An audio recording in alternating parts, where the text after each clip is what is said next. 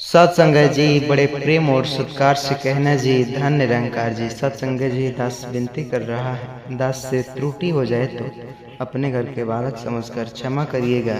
सत्संग जी सावन का महीना श्रद्धा, आस्था और रहस्य से भरपूर, चारों ओर हरियाली, जलधाराएं और शिव भक्तों की चूकी टोलियां। यह वह समय होता है जब लोग आस्था और परंपराएं चरम पर होती है। कुछ लोग इसे अध्यात्म से जोड़ते हैं तो कुछ लोग अंधविश्वास मानते हैं।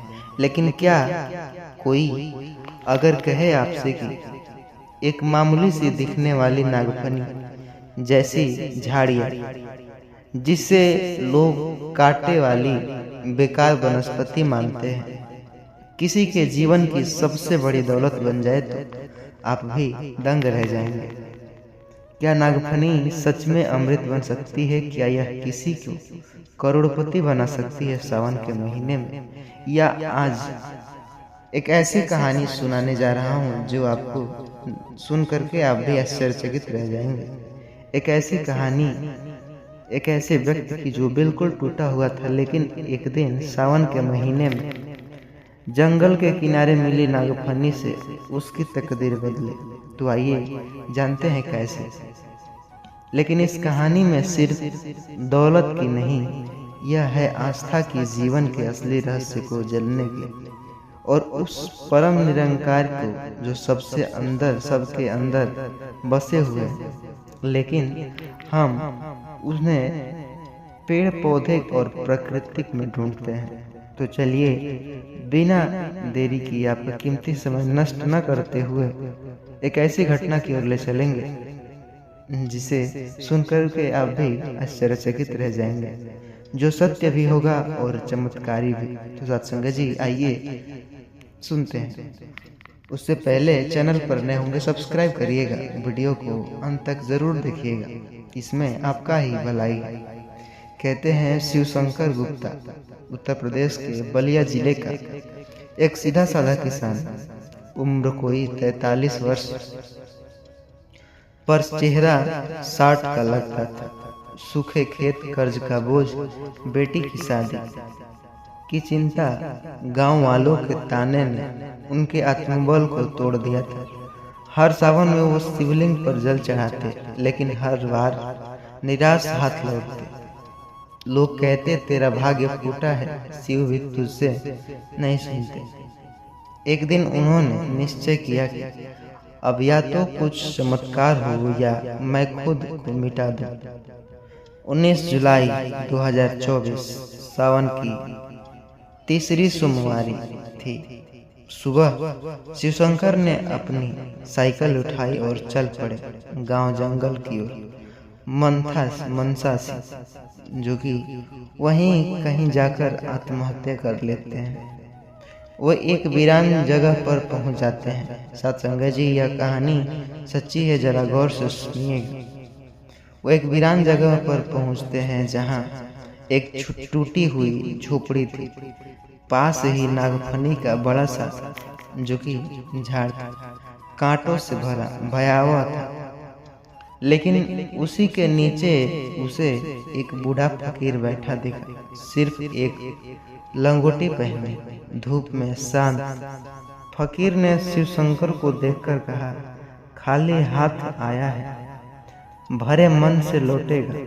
यही नागफनी तुझे अमृत देगी, लेकिन पहले अपने अंदर के कांटे साफ कर। शिवशंकर हंस पड़ा, बाबा ये नागफनी अमृत है। बाबा तो मुस्कुराए, लेकिन तेरे विश्वास में जर है, जो कि तेरे विश्वास में विष है, नागफनी नहीं। जा 7 दिन इन पेड़ के नीचे बैठ और अपने अंदर झांक। शिवशंकर को कुछ समझ नहीं आया कि वो क्या करे, लेकिन उसे खोने को कुछ नहीं था। वह झोपड़ी में रह गया। बाबा ने जो उसे कुछ नियम बताए, सूर्योदय से पहले उठना, लहसुन प्याज तंबाकू मांस शराब सब त्याग करना, नागफनी को जल से देना और शांत मन से ध्यान करना। हर दिन एक दान करना, चाहे छोटी सी चीज हो क्यों नहीं हो। शुरू के 2 दिन मुश्किल लगे, मन भटकता रहा, लेकिन तीसरे दिन से कुछ भीतर बदलने लगा। सांसें गहरी हो गई और आंखें नम गई। और छठे दिन उसने बाबा से पूछा, बाबा मेरे भीतर इतना तूफान क्यों? बाबा तो बोले, वही तूफान जब शांत होगा तो जो बचता है वही अमृत है। 7वें दिन बाबा ने एक टहनी तोड़ी, नागफनी की और शिवशंकर को दे डाली। इसे अपने खेत में लगा देना, यह बस झाड़ी नहीं तुझे याद दिलाएगी कि वह मूर्ति है ये जो कि काटे भी फूल बन सकते हैं। शिवशंकर वापस गांव लौटा। खेतों में हरियाली जो कोई नहीं थी, लेकिन उसने नागफनी लाई और वही नियम अपनाया, सच्चा ध्यान, सादा जीवन और सेवा। शिवशंकर को धीरे धीरे समझ आया कि असली अमृत धन नहीं है, बल्कि मन का शुद्ध होना, विचारों का उन्नत होना और सतगुरु के ज्ञान से जुड़ना। कुछ महीने बाद एक विदेशी शोध टीम आई। उन्हें जानकारी मिली थी कि नागफनी के कुछ प्रकारों से औषधियों, जो कि तेल और जैविक खाद बनाई जा सकती है।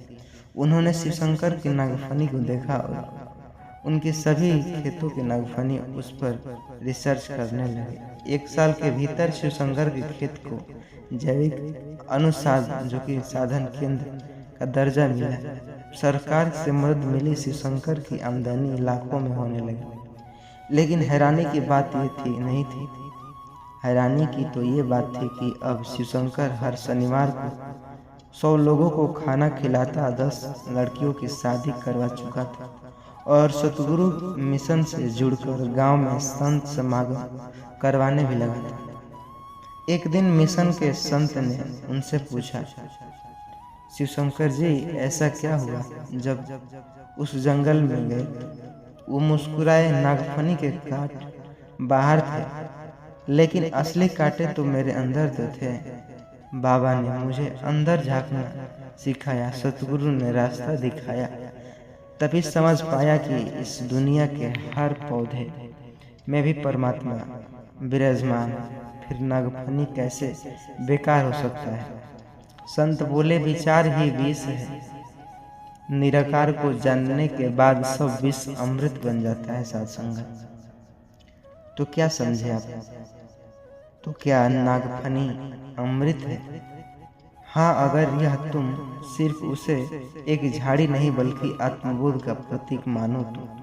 क्या सावन में चमत्कार होता है? तो हाँ, अगर तुम्हारी श्रद्धा अंधविश्वास नहीं बल्कि ज्ञान से जुड़ी हो तब। क्या लहसुन, प्याज, नागफनी से ये सब खराब है? नहीं, लेकिन जब साधना की बात हो तो संयम जरूरी है। सतगुरु इसी संयम में अमृत का मार्ग दिखाते हैं।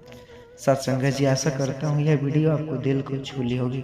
चैनल पर नए होंगे सब्सक्राइब करिएगा और हाँ, इस वीडियो को सभी मित्रगण के साथ जरूर शेयर कीजिएगा ताकि कोई अंधविश्वास में ना फंसे कि नागफनी से आप अमीर बनो, बल्कि ये कांटेदार अपने अंदर से हटाओ। सत्संगत जी, प्रेम और सत्कार से कहना जी, धन निरंकार जी। वीडियो पसंद आई होगी तो एक लाइक करिएगा, चैनल को सब्सक्राइब करिएगा और बार बार कर रहा हूँ मित्रों के साथ शेयर जरूर करिएगा ताकि सतगुरु का फर्ज होता है जो सच्चा ज्ञान दूसरों तक पहुँचाना। सत्संगत जी, मदद करना होता है। सत्संगत जी, आशा करते हैं दूसरों की मदद में आपकी भी भलाई सुनिश्चित है। सत्संगत जी, प्रेम और सत्कार से कहना जी, धन निरंकार। सावन अमावस्या के दिन ये 6 राशियां करोड़पति हो जाएंगी। आपने भी यही देख करके वीडियो पर आए हैं, पर सच्चाई आप नहीं जानते। सत्संगत जी, सतगुरु निरंकारी बाबा हरदेव सिंह जी के द्वारा 24 जुलाई 2025 हिंदू पंचांग के अनुसार यह दिन सावन मास की अमावस्या है। एक ऐसा दिन जिसे कई लोग मात्र एक धार्मिक परंपरा मानकर छोड़ देते हैं तो कई इसे धन प्राप्ति का राजयोग मान लेते हैं। खास बात यह है कि इस वर्ष की सावन अमावस्या पर बृहस्पति और चंद्रमा की युक्ति बनी होती है, जो कन्या, मकर, वृषभ, कर्क, तुला और मीन राशियों के लिए विशेष योग लेकर आई है। लेकिन क्या वाकई सिर्फ राशियों के बदलने से किसी की किस्मत पलट सकती है? क्या वाकई अमावस्या की रात में एक विशेष सिक्का रखने से कोई करोड़पति बन सकता है, या फिर सब लोग की बनाई हुई बातें? सत्संग जी, पर्दाफाश होगा सतगुरु निरंकारी के माध्यम से सत्संग जी, तो प्लीज़ वीडियो को पूरा अवश्य देखिएगा। एक ऐसी कहानी में ले चलूँगा आपको उत्तर प्रदेश के एक छोटे से गांव धनपुर, जहां एक गरीब किसान की बेटी ने अमावस्या की रात कुछ ऐसा देखा कि जिसने न सिर्फ उसने पूरे परिवार की किस्मत बदल दी, बल्कि गांव के कई लोग उसकी कथा को सतगुरु के सत्संग में सुनने कर रो पड़ते। तो सत्संग जी, आइए दर्द भरी कहानी की ओर। पूरी आत्मा कांप उठेगी सत्संग जी। वीडियो को लास्ट तक जरूर देखिएगा। चैनल पर नए होंगे सब्सक्राइब जरूर करिएगा सत्संग जी। आइए आपका कीमती समय नष्ट न करते हुए कहानी की तरफ आगे बढ़ते हैं सत्संग जी। धनपुर गांव में शिव प्रसाद नामक एक साधारण किसान रहता था। उसके 3 बच्चे थे, 2 बेटे, 1 बेटी। बेटी का नाम था आस्था। वो बेहद भोली पर विश्वास और सेवा में अडिग लड़की थी। घर में गरीबी इतनी थी कि एक वक्त का खाना भी किसी चमत्कार से कम नहीं लगता था। शिव प्रसाद अपने खेतों में खून पसीना बहाता, पर कर्ज इतना था कि उसका सिर हमेशा झुका ही रहता था। एक दिन सावन के महीने में शुरुआत होता है। आस्था ने पहली बार संत निरंकारी मिशन का सत्संग गांव में पहली बार सुना। वह पहली बार वहां जाकर बैठी जब संत बोले, मनुष्य की किस्मत उसकी राशि या अमावस्या की रात तय नहीं करती, बल्कि उसका मन और सेवा तय करती है। तो उसकी आंखें भर आई।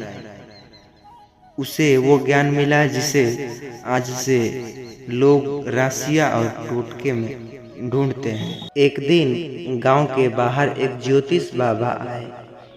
उन्होंने ऐलान किया, 24 जुलाई की अमावस्या की रात यदि कन्या, जो कि माने तो कन्या सेवा, जो वृषभ राशि, वर्क, तुला, मीन राशि के लोग अपने घर में चांदी का सिक्का रखे तो करोड़पति बनेंगे। लोगों में खलबली मची। गांव का हर दूसरा व्यक्ति इन राशियों में एक था। गरीब लोग उधार लेकर चांदी के नकली सिक्के लेने लगे। यहाँ तक कि शिव प्रसाद भी एक नकली चांदी का सिक्का लेकर रात में उसे पूजा स्थल पर रखा है। पर आस्था ने कुछ ऐसा किया, उसने बस देखा जो कि सत्संग में सीखा था, सच्ची प्रार्थना और सेवा। सत्संग जी, 24 जुलाई की रात आस्था ने किसी भी सिक्के की जगह गाय की रोटी का और गुड़ खिलाया। उसने कोई पूजा पाठ नहीं, बल्कि गांव में अनाथ बच्चे को चुपचाप एक कंबल उठाया और सोने दिया। वहीं दूसरी तरफ गांव के लोग अपने घरों में सिक्के रखकर अमीर बनने का सपना देख रहे होते। रात के 12 बजे गांव में कई घरों में बिजली चली गई थी, छतें टपक रही थी और कई लोगों के सिक्के गायब हो गए थे। लोग डर गए थे, क्या ये प्रेत असर है? क्या हमने कुछ गलत किया? सुबह होते ही पूरे गांव में खबर फैली। आस्था के घर पर एक NGO आया था, जिसने देखा कि वह गरीबों की सेवा कर रहा है। उन्होंने पूरे परिवार को एक स्कूल में नौकरी दे दी। आस्था को पढ़ाने की, भाइयों को कंप्यूटर ऑपरेटर की, और सबसे बड़ा चमत्कार शिव प्रसाद का कर्ज माफ हुआ। लोग हैरान थे, आस्था ने तो कोई सिक्का नहीं रखा, फिर भी चमत्कार कैसे? गांव में निरंकारी सत्संग जो हो रहा था फिर हुआ। वहां बाबा ने बताया, जब आप सच्चे मन से किसी की मदद करते हैं तो ब्रह्मांड की हर ऊर्जा आपकी सहायता के लिए तरसती है। राशि, दिन, समय सब माध्यम है, पर अंततः मनुष्य का मन और सेवा भावना ही उसकी सबसे बड़ी पूंजी है। सत्संग गांव वालों की आंखें खोली। कई लोगों ने अपने अपने सिक्के जला डाले और सेवा में लग गए। सावन अमावस्या के दिन लोग अपने कर्म को पूजा समझकर सेवा में लगते। उनके लिए हर दिन समस्या और हर रात पूर्णिमा बन जाती। 6 राशियां हो गई या वाकई एक ध्यान और सेवा सब जीवन का हिस्सा बन गए। घर से गरीब जाती, मन से भय मिटता और जीवन में चमत्कार होने लगता। सत्संग जी, 24 जुलाई की रात को करोड़पति बनने का सपना देखने वाले बहुत थे, पर अमीर वही बना जिसके मन में दौलत कमाई, जिसने लालच के सिक्के की जगह सेवा का प्रतीक जो दीपक जलाया। इसलिए सत्संग जी, चमत्कारी राशियों में नहीं, सेवा में है। अमावस्या की रात नहीं, बदलते किस्मत सतगुरु की बात और आपका आचरण बदलता है। सत्संग जी, आशा करता हूँ यह वीडियो आपको तनिक भी पसंद आई होगी तो लोगों तक पहुँचाइएगा और साथ ही चैनल पर नए होंगे सब्सक्राइब जरूर करिएगा, वीडियो को लाइक जरूर करिएगा। सत्संग जी, प्रेम और सत्कार से कहना जी, धन्य रंगा जी। अक्सर 24 जुलाई जो चमत्कार का दिन कहते हैं, श्रावण मास का दिन, यह अंतिम दिन माने तो हर कोई इस दिन अजीबोगरीब प्रश्न भी करते हैं। श्रावण मास एक ऐसा पावन महीना जो श्रद्धा, भक्ति और आस्था से ओतप्रोत होता है। लोग व्रत रखते हैं, भोलेनाथ को जल अर्पित करते हैं, मंदिरों में भीड़ उमड़ती है और घर घर में पवित्रता का वातावरण रहता है। लेकिन इस श्रावण मास में एक अजीब सी मान्यता ने अचानक लोगों को जो धन खींचने का उपाय बताया। 24 जुलाई को घर में 1 रुपए का सिक्का रख देना, जीवन में धन की कमी नहीं होगी। यह सोशल मीडिया पर यह बात तेजी से वायरल हो रहा है आज, लेकिन इसमें से कोई सच्चाई नहीं।